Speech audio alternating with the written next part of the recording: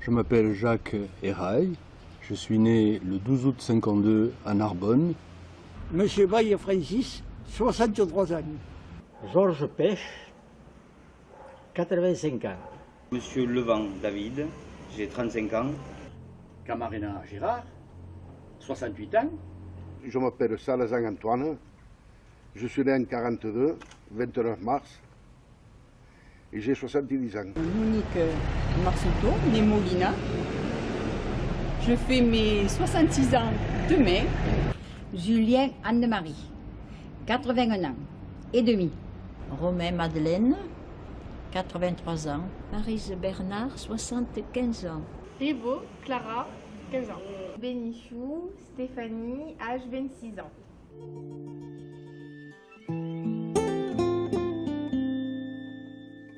Un village, c'est une unité fondamentale d'organisation d'une civilisation humaine.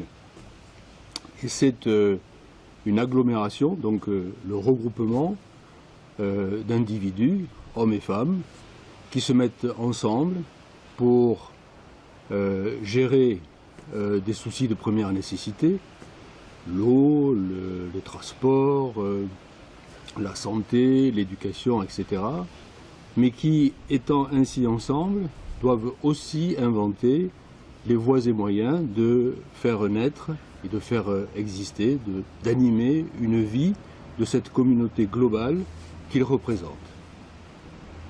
Un village, ça représente une place de la convivialité. Tous les commerçants qui se trouvent sur la place, justement, et juste autour de la place. Un village, c'est être chez soi. Être chez soi. Un village, si l'on s'en tient à la définition habituelle du mot, c'est un groupe de maisons construit dans un endroit particulier, agréable, plaisant,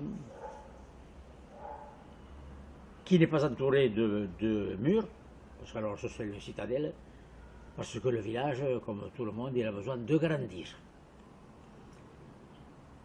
Les villages, on ne peut pas dire que tous les villages sont pareils.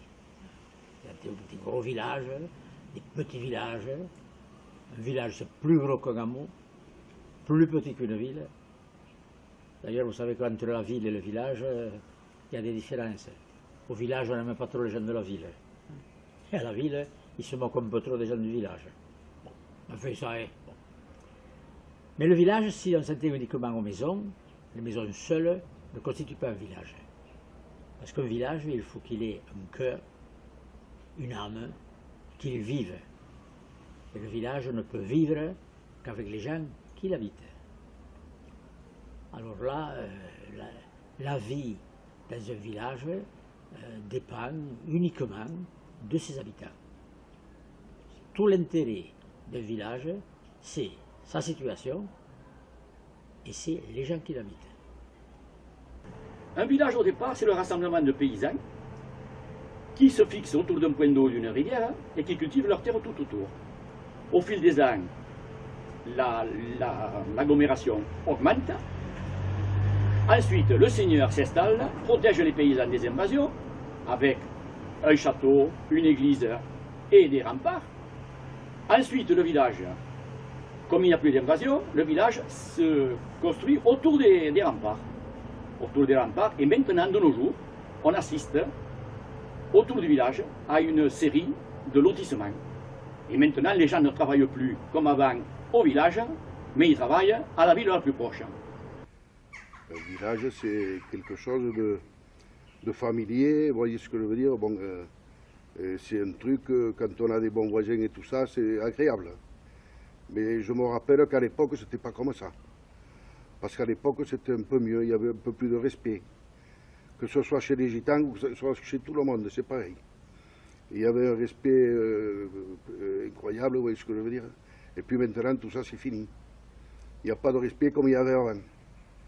Et les gens ne se respectent plus.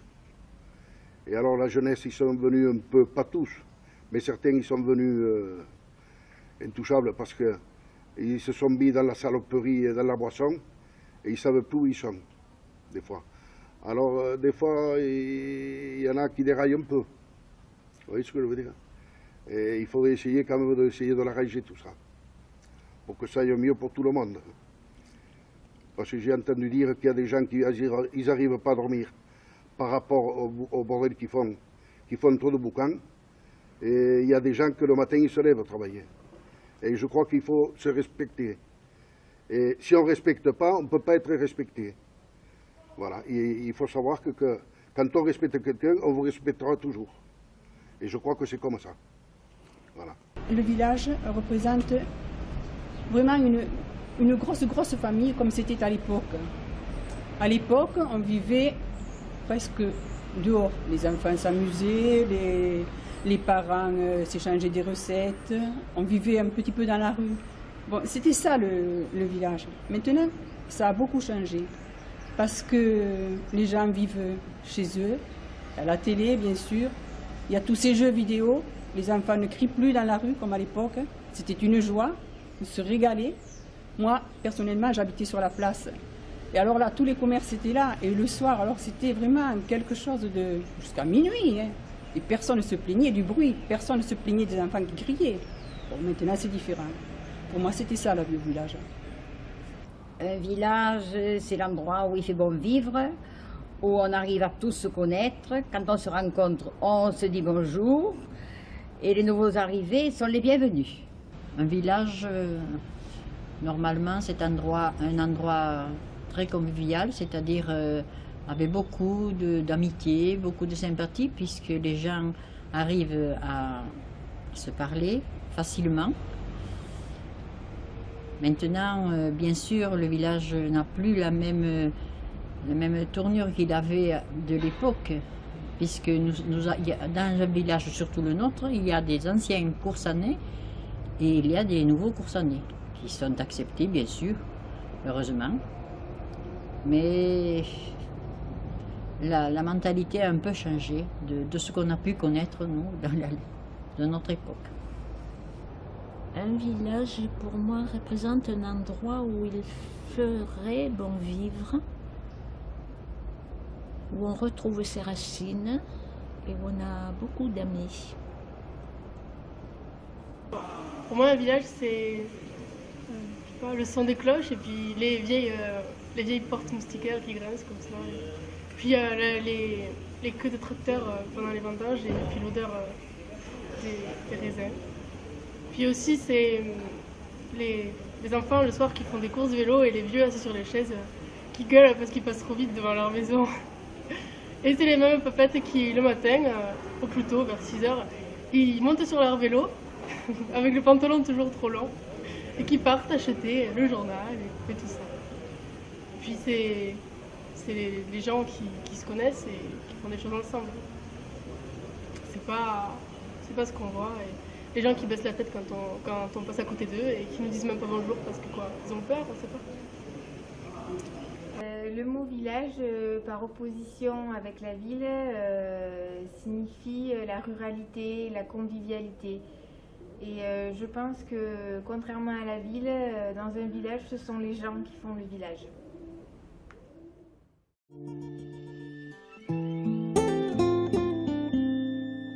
Ça représente beaucoup pour moi. C'est un attachement profond. C'est le village de mon enfance. Et ce qui est, je crois, vrai pour tous, c'est que quand on est gamin, pardon, on a envie de partir parce que le petit oiseau veut quitter son nid. Et dans mon cas en tout cas, plus je suis parti et plus loin je suis allé, et j'ai beaucoup voyagé dans le monde du fait de mes activités, et plus j'ai eu le besoin de revenir chez moi, dans ma racine, dans mon village, dans ma maison. Parce que pour moi, c'est trois choses qui vont ensemble. C'est mon village, ma région et ma maison. Ma maison est dans un village qui est dans une région et j'aime les trois. Et au fond, c'est un peu ce que disait éternellement le poète, hein, quand reverrai-je hélas de mon petit village fumer la cheminée. Et donc c'est ça, c'est ce besoin de retrouver l'authenticité de ce qui fait ce que l'on est. On retrouve quand on revient chez soi. Je retrouve quand je reviens chez moi des odeurs et des bruits qui n'appartiennent qu'à moi et qui sont un vrai plaisir profond quand je les retrouve, quand je les ressens, parce que d'une certaine façon, c'est un retour vers l'enfance. Coursan, c'est mon village, c'est le centre du monde. Alors Coursan, c'est difficile que ça me représente quelque chose, puisqu'il n'y a rien qui est représenté, ni manifestation pour le village, comparé à d'autres villes qui sont aux alentours, qui sont aussi grandes que les nôtres. Et ensuite, qu'il n'y a rien pour les jeunes qui est fait à Coursan, et ils s'ennuient toute la journée à rien faire dans le village. Donc je pense qu'il y a beaucoup de choses à faire encore au village. De mettre une dynamique beaucoup plus jeune dans le village. Voilà, c'est tout ce que je peux dire sur le village pour l'instant. Alors là, Coursan, c'est un peu particulier. C'est un village particulier, Coursan. Parce que c'est le mien. Je ne dis pas que je suis Coursan, mais je suis une toute petite partie de Coursan. Parce que j'ai eu l'occasion de faire des recherches généalogiques, et depuis l'année 1580, toute ma famille paternelle, les pêches, mais tous sont nés à Coursan, se sont mariés à Coursan, ont vécu à Coursan, sont morts et enterrés à Coursan. Il n'y en a qu'un qui a failli à la tradition, c'est moi qui me suis marié autre part. Enfin, je suis Coursanais quand même parce que je suis venu bien souvent et je suis resté maintenant. C'est vrai que pendant toute ma carrière, j'étais loin de Coursan, enfin loin, à quelques kilomètres. Mais enfin, chaque fois que j'en ai l'occasion, toutes les fins de semaine, toutes les vacances, je venais ici. Et je revenais dans ma famille, mais dans l'autre famille, dans ma famille paternelle. Oh pardon, dans ma famille maternelle. Parce que si je suis Coursanais de longue date, depuis du côté de mes grands-parents paternels, je suis de racine espagnole du côté de mes grands-parents maternels. Mon grand-père et ma grand-mère sont venus en voyage de noces en France, c'était en 1880. Le village leur a plu, ils y sont restés.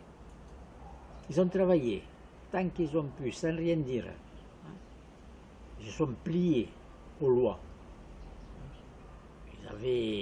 Ils étaient obligés chaque année de signer un certificat de nationalité, bref, toutes les lois nécessaires, ils ont obéi. Ils ont eu des filles, ils ont envoyé à l'école laïque de Coursan. Alors là, ce sont mes grands-parents maternels qui, à force de travail, de privation, de souffrance, ont réussi à acheter une maison dans la rue Henri Martin, la maison où je vis actuellement. Pour moi, Coursan est le type même du village dortoir. Alors le châtelain a été remplacé par le maire, et voilà. Alors tous les gens, bon, maintenant qu'est-ce qui va se passer vu le coût de l'essence et les gens qui travaillent à l'extérieur? Ça c'est le problème. Voilà, sinon le village c'est ça. Alors on part du castrum avec souvent en circulade, et puis maintenant ça se construit tout au long des routes, tout autour du village. Voilà, Coursan c'est ça. Ça fait 52 ans que j'habite à Coursan. Et puis pour moi, Coursan, c'était un village. C'est vrai que c'est une petite ville, mais c'est un truc agréable à habiter. C'est vrai. C'est pour ça que d'ailleurs, on habite ici. Mes enfants, ils sont nés ici, enfin ils sont nés à Narbonne, mais ils ont fait toute la jeunesse ici. Ils sont nés à Narbonne, mais ils sont venus tout jeunes ici. Voilà. Et ils sont de Coursan. Coursan, c'est quand même une attache. Bon, moi je ne suis pas née à Coursan, mais mes enfants sont nés ici à Narbonne, ce sont des Coursanais. Et pour moi, ça représente quand même des racines. Je suis attachée, ma famille aussi. D'ailleurs, toute ma famille est à côté. Mais ça représente... comment l'expliquer? Quelque chose de... C'est pas comme dans les villes. Bon, c'est vrai qu'on ne se fréquente pas trop, comme je disais à l'époque, mais il y a quand même cette relation, ce fil conducteur qui nous relie aux maisons, aux quartiers. Bon, ça s'est beaucoup vidé, mais ça reste quand même. On a quand même des souvenirs. Cette fameuse fête de la barque, hein, à la fin août, qui rassemblait les jeunes et les vieux. La virgule, l'eau minérale, tout ça. Mais tout ça, ce sont de beaux souvenirs. Ça, on ne peut pas l'enlever. C'est ça le village pour moi. C'était l'époque, comme on dit. Voilà. Coursan, c'est le nid de ma famille, du côté de mon père. Et il m'est très difficile de partir de Coursan. Même quand j'étais jeune, j'invitais toujours mes amis à Coursan, mais quand il fallait aller chez elles, je n'y allais jamais. Voilà. Alors Coursan, c'est mon cœur qui est là. Voilà. Coursan représente beaucoup de choses pour moi. J'y suis née. Je m'y suis mariée. Et je pense que j'y mourrai. Coursan, toutes mes attaches familiales sont à Coursan. Coursan. Je suis née à Coursan, j'y suis revenue après de longues années et j'ai eu plaisir à y revenir car je me suis sentie chez moi. J'ai senti que j'y avais mes racines, mes ancêtres, et j'y ai rencontré beaucoup d'amis et j'y vis heureuse avec mon entourage. Coursan. Bah, c'est mon village depuis assez longtemps, même mes parents, mes grands-parents, mes grands-parents, ils sont d'ici, donc c'est chez moi. Voilà. Coursan, pour moi, ça signifie forte personnalité, un village qui est fier de ses origines, fier de son histoire et qui contribue à le faire perdurer dans le temps.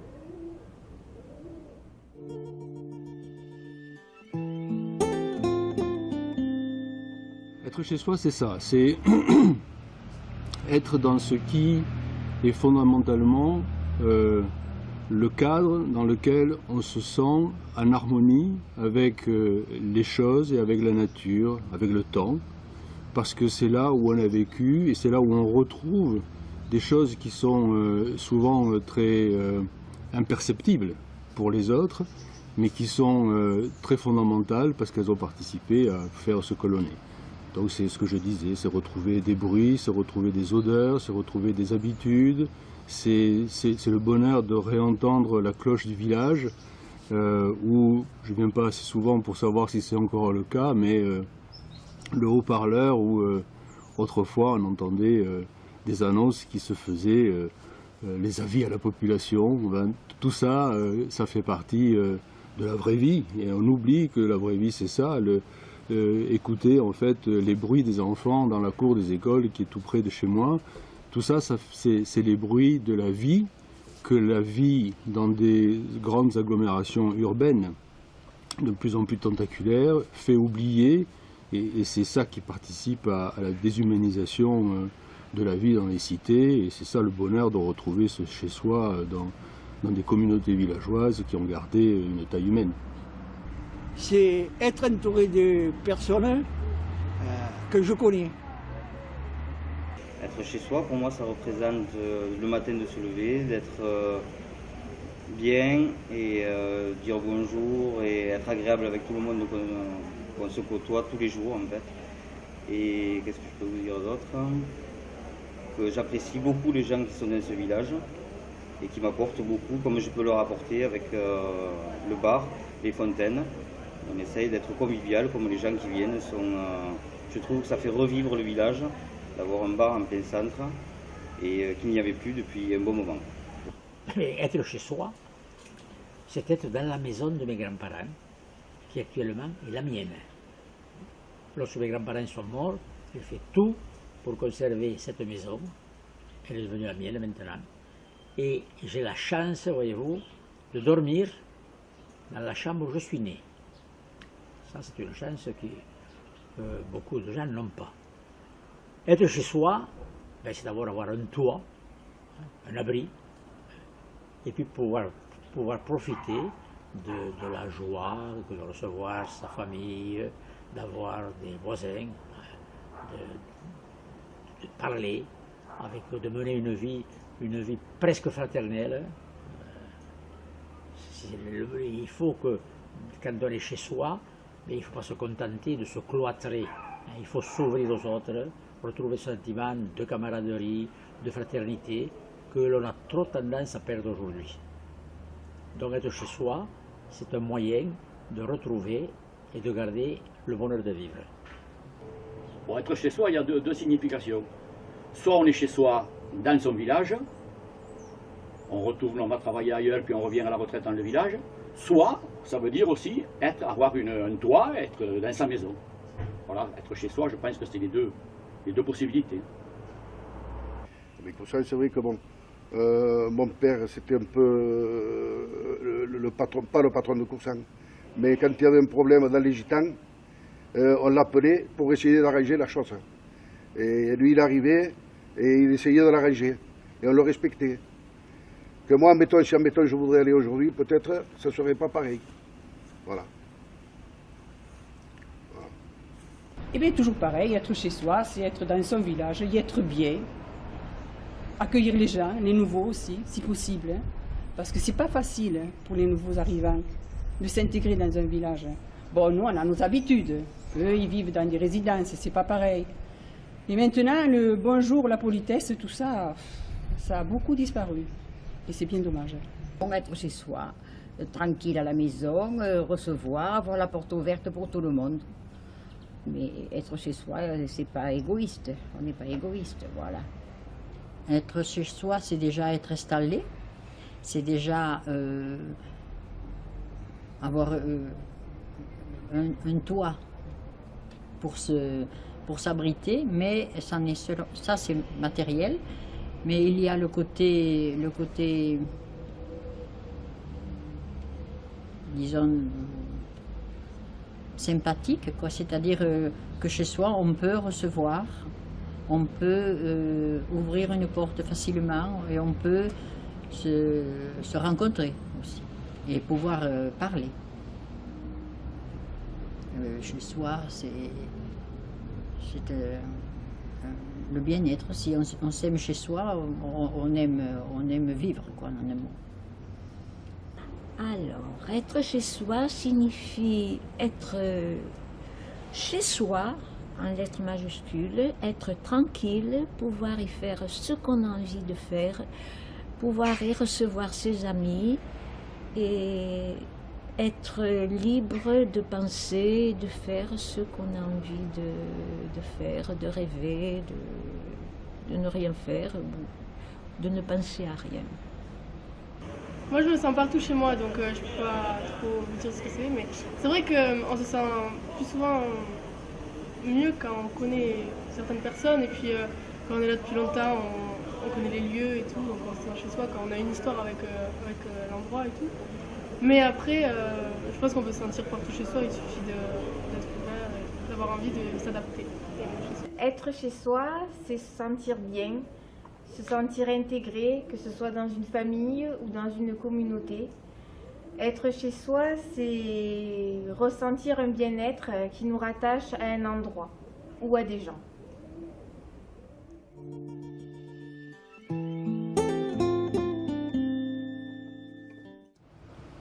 Leur dire que je souhaite de tout cœur qu'ils partagent ce bonheur qui est le mien, de retrouver mon village quand j'y reviens. Je sais que c'est différent en fait d'être un passager et d'être à demeure. Quand on est à demeure, on vit évidemment différemment les choses que quand on y est de temps en temps. Mais ce que je crois, c'est que plus que jamais, la communauté villageoise, d'abord pour moi c'est la base et ça pourrait être le renouveau de la vie démocratique qui s'essouffle, on le voit bien, et qui a besoin de retrouver de la racine. Et puis je trouve qu'un village, encore une fois, au-delà des biens, de l'organisation de tout ce qui est souci de première nécessité, qui est fondamental et qui doit passer avant tout, hein, parce que si on ne dort pas, si on n'a pas un toit pour s'abriter et une table pour manger, le reste n'a pas d'importance. Mais une fois que ça c'est acquis, ou en tout cas assuré, eh bien, je trouve que l'importance ensuite c'est de retrouver dans cette vie de communauté l'authenticité de vraies racines. Et un village comme le nôtre, il a cet avantage d'avoir une vraie histoire en fait. La tour de guet qui a permis de se voir se reposer sur elle l'église, le pont, la place, la fontaine, l'Aude, les berges de l'Aude, tout ça c'est ce qui fait que Coursant est Coursant. Sans l'Aude, avec en fait tous ses bienfaits et toutes ses cruautés, sans la rivière, le village n'existerait pas, et sans ce guet que la tour était destinée à garder, le village n'existerait pas. Et peut-être qu'une façon en fait de faire prospérer ce village dans le futur, c'est d'essayer de retrouver des voies et moyens, de réorganiser autour de ces fondements de son histoire ce que peut être les étapes futures de son développement. Qu'à la place de rester chez eux, qu'ils sortent et qu'ils viennent faire un tour sur la place, ils verraient ce qui se passe actuellement. Et ensuite, il faudrait que les fêtes, elles reviennent comme elles étaient avant, sur la place. Et non pas les faire là-bas au Sainte-Marie. Parce que il y a des personnes que quand ils font le feu d'artifice là-bas, comment voulez-vous qu'à 80 ans, ils se déplacent? Ils ne peuvent pas. Et puis les fêtes aussi, à l'époque, elles se faisaient sur la place. Et il y avait, c'était des gars qui malheureusement ont disparu, qui sont au cimetière neuf, qui s'appelaient Ricky Trabézaille et Gégé Cruzit.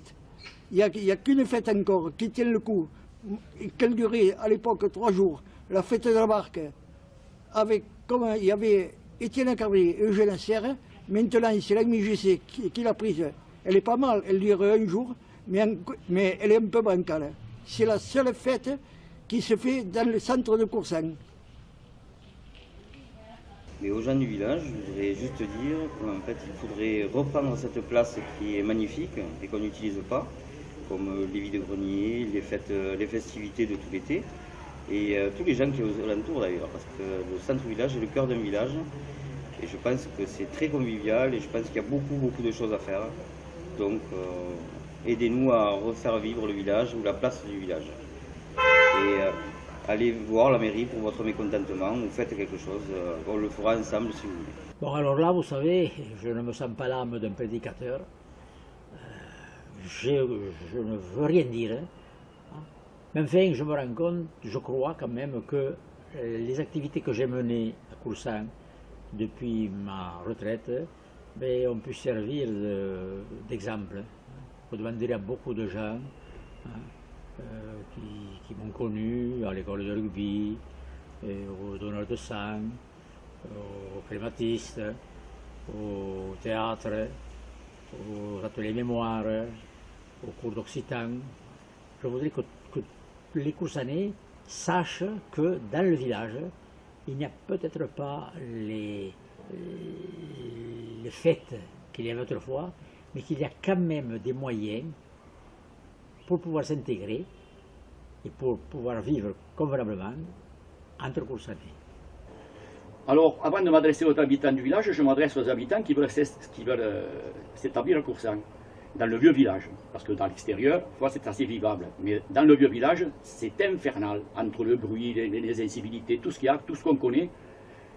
Et donc, je dis à ces personnes-là, faites attention, il se passe ça, ça et ça. Et des gens me remercient et ils se sont installés ailleurs. Et après, aux gens du village, ma foi, prenez patience, peut-être qu'un jour, on arrivera à faire supprimer toutes ces incivilités. Il faut attendre peut-être un prochain mandat. Eh bien, gens de Coursant, c'est parce qu'il y a beaucoup de gitans à Coursant, mais on n'est pas tous pareils. Chacun a sa culture. Mais en principe, il faudrait que tous les gitans soient pareils. Parce qu'on a appris à respecter les gens. Et voilà. Et quand on respecte, on vous respectera toujours.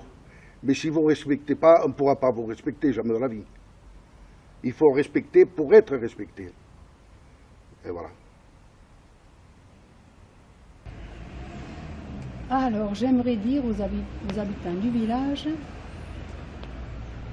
c'est difficile, qu'ils sortent un peu plus, qu'ils s'intègrent. Bon, c'est vrai qu'il y a beaucoup de vie associative, mais c'est pas ça, il manque quelque chose. Il manque une compréhension, les gens ne se font pas confiance, je trouve. Il y a beaucoup de jalousie, il y a beaucoup de... Enfin, moi, il me semble, moi, je parle pour moi. Les gens ne sont pas solidaires comme avant. Avant, on faisait une réflexion, bon, on en riait, maintenant tout le monde le prend mal, tout ça. Alors bon, j'aimerais dire au village quand même qu'il faut revenir à des valeurs un petit peu plus solidaires et familiales, quoi. Eh bien, je leur souhaite la paix dans le village et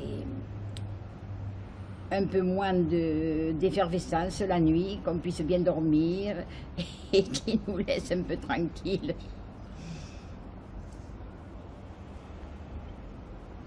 Aux habitants du village, on aurait beaucoup à dire, hein, mais heureusement qu'encore il y a encore de bonnes façons de vivre, mais il me semblerait que par moments il y a le manque de respect de l'autre, il y a un peu trop d'individualité quelquefois qui ne permet pas les rencontres, qui ne permet pas, qui permet même souvent les différences, la différence avec un autre. Ce manque de respect des fois arrive à nous éloigner les uns des autres. Cette individualité qui paraît être évidente, tout le monde ramène tout à soi et ce qui fait que nous sommes un peu détachés des fois les uns des autres. En apparence, nous sommes bien, mais si l'on gratte un petit peu, il y a toujours un peu d'animosité, ce qui est très néfaste pour vivre. Aux gens du village, il y a deux sortes de gens dans le village. Il y a les anciens et il y a ceux qui s'y installent et qui, semble-t-il, ont du mal à s'adapter à la mentalité du village et quelquefois vivent en égoïste, vivent pour eux sans regarder l'entourage et sans tenir compte qu'ils ont un passé autour d'eux. Honnêtement, je pense plus qu'il y ait quelque chose à dire parce que c'est un peu tard quand on voit à quel point ils délaissent le village, ils sont tout le temps chez eux et il n'y a plus vraiment de contact avec les autres parce que dès qu'on ne connaît pas, on a peur et on ne dit plus bonjour quand les gens passent, on baisse la tête.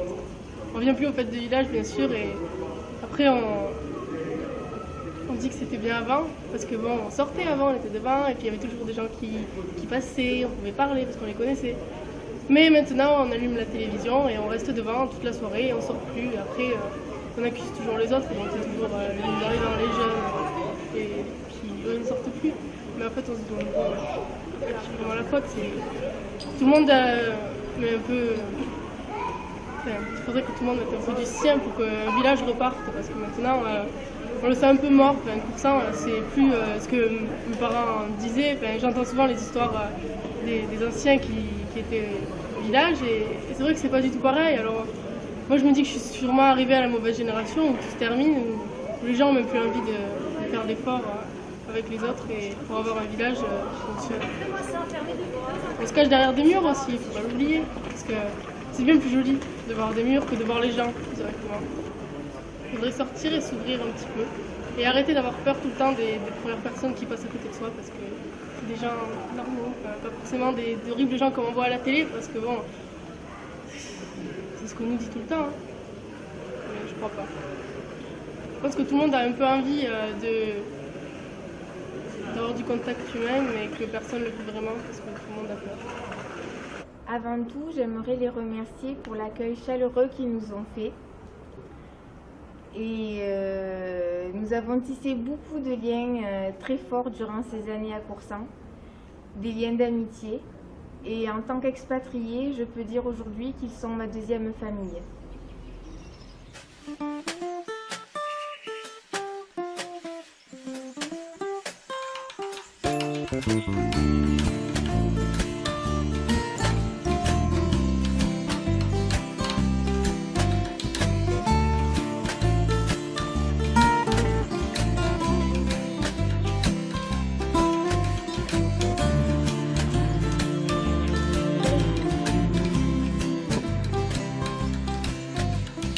Donne-moi la main au moins jusqu'à demain.